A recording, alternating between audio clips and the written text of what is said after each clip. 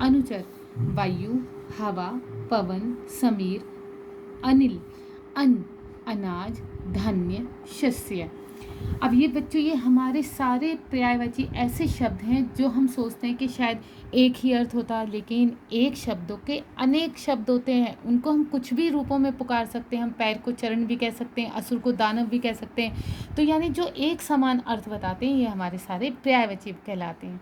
ठीक है बच्चों, अब आप ये सारे पर्यायवाची एक एक पर्यायवाची लिख के उसके दो दो कम से कम शब्द लिखेंगे अपनी फेयर नोटबुक में। ठीक है बच्चों, अब आगे चलते हैं विलोम शब्द। विलोम शब्द क्या होते हैं? विलोम शब्द इसके नाम से, ये तो बहुत इजी है बच्चों, आपने पहले भी पढ़ा होगा। किसी चीज़ का उल्टा कर देना ही विलोम शब्द कहलाता है। किसी शब्द का उल्टा या विपरीत अर्थ बताने वाले शब्द विलोम या विपरीतार्थक शब्द कहलाते हैं। आइए अब ये कुछ उदाहरण दिए हैं, इनको भी पढ़ लेते हैं।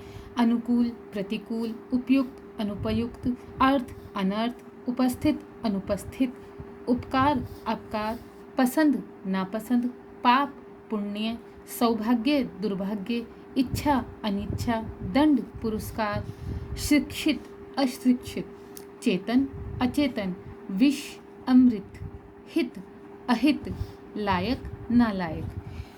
ये सारे विलोम शब्द जो आपके किताब में दिए हैं बच्चे, जरूरी नहीं है कि यही आपके विलोम शब्द हैं। ऐसे बहुत से शब्द हैं जिनके विलोम शब्द बन जाते हैं, जिनके उल्टे अर्थ निकल जाते हैं। तो बच्चों आपको विलोम शब्द और पर्यायवाची शब्द अच्छे से समझ में आया। आप इसे एक बार घर में अच्छे से देख लेना। जैसे पर्यायवाची मैंने आपको बताया कि एक एक शब्द का दो दो पर्यायवाची आपको नोटबुक में लिखने हैं, ऐसे विलोम शब्द आपको अपनी नोटबुक में, फेयर नोटबुक में कंप्लीट करने हैं और अच्छे से लर्न करना है।